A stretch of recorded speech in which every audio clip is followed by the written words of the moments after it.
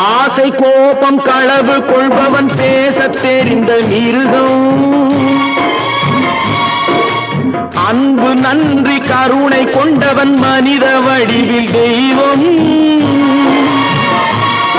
இதில் மிருகம் என்பது கள்ள மனம், உயர் தெய்வம் என்பது பிள்ளை மனம்.